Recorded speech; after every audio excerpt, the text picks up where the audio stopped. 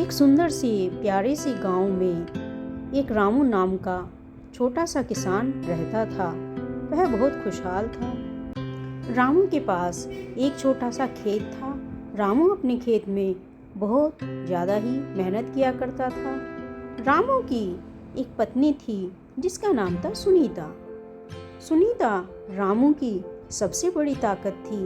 वे दोनों पति पत्नी एक दूसरे से बहुत ही ज़्यादा प्यार करते थे और उन दोनों का एक प्यारा सा बेटा मोहन था। सुनीता की मधुर मुस्कान और मोहन की चहकती हंसी रामू के मन में खुशियां भर देती थी। लेकिन एक रात सुनीता की अचानक से तबीयत बिगड़ गई और तबीयत इतनी ज़्यादा बिगड़ गई कि वह उन दोनों को छोड़कर चली गई।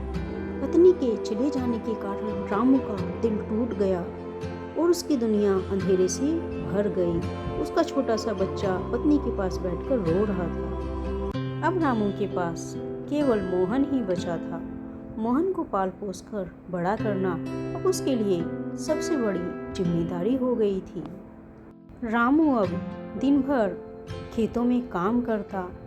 रात के समय मोहन को अपने पास सुलाकर खुद भी उसके पास सो जाता।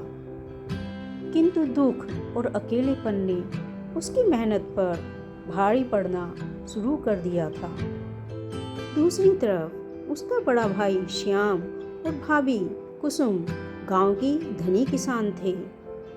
श्याम हमेशा रामू को किसानी में मदद करने का वादा करता, परंतु वह अपने काम में इतना व्यस्त रहता था कि कभी कभार ही उसकी खोज खबर लेने का प्रयास करता। एक दिन जब रामू खेत से थका हुआ लौट रहा था, तब उसने देखा कि उसका बेटा पेड़ के नीचे खेल रहा है।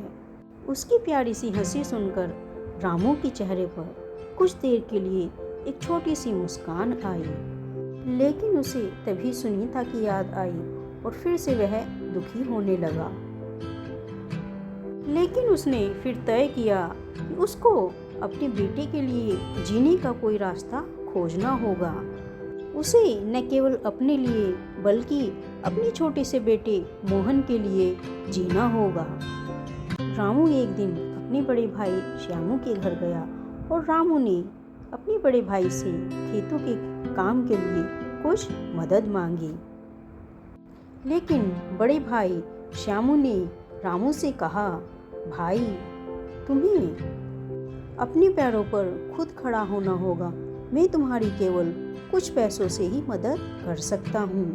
बाकी मेहनत तुम्हें अपने आप स्वयं करनी होगी। यह सुनकर रामू को समझ आ गया कि उसे अब खुद ही आगे बढ़ना होगा और उसने फैसला किया कि वह अपनी किसानी की तकनीक में कुछ सुधार करके खुद ही अपनी अच्छी फसल उगाएगा।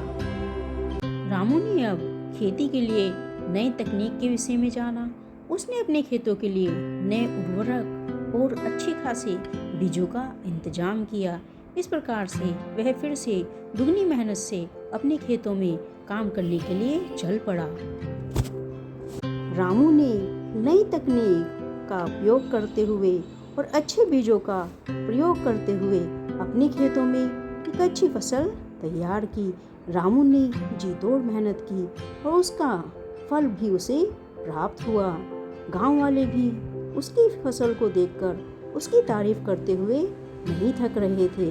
इस बार रामू के खेतों में अच्छी खासी बम्पर फसल हुई, जिससे उसको काफी धन मिला। इस बीच रामू ने मोहन की पढ़ाई के लिए गांव में ही एक छोटे से स्कूल में मोहन का एडमिशन करा दिया। मोहन भी अपने पिता की मेहनत को देखकर उनसे प्रेरित हो रहा था और वह पढ़ाई में बहुत अधिक मेहनत करने लगा और मोहन का मन पढ़ाई में रम गया। रामू ने अपने पुत्र मोहन को सिखाया कि जीवन में कठिनाइयाँ आती रहती हैं, लेकिन उन्हें पार करना ही असली ताकत है। मोहन भी अपने पिता के कठिन परिश्रम से बहुत अधिक प्रेरित हुआ। कुछ समय बाद मोहन ने अपने भाई और भाभी के साथ एक नई शुरुआत की। उसने श्याम से कहा, भाई, हम एक साथ मिलकर नई खेती कर सकते हैं। तुम्हारी ताकत और मेरा अनुभव मिलकर हम और भी अच्छा काम कर सकते हैं। श्याम ने रामू की मेहनत को देखा और अपने भाई के ऊपर गर्व महसूस किया। दोनों भाइयों ने साथ मिलकर एक बड़ी फसल की योजना बनाई। रामू और श्यामू की मेहनत ने न केवल उनके घर को खुशियों से भर दिया, बल्कि दोनों के संबंधों को भी मजबूत किया।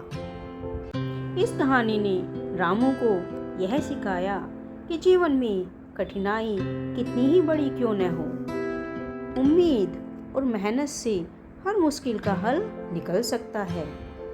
रामू ने अपनी कड़ी मेहनत से यह साबित किया कि एक पिता कभी भी हार नहीं मानता है और प्यार और सच्ची मेहनत से हर मुश्किल आसान हो सकती है। तो कैसी लगी आपको एक पिता के प्रेम और साहस की कहानी?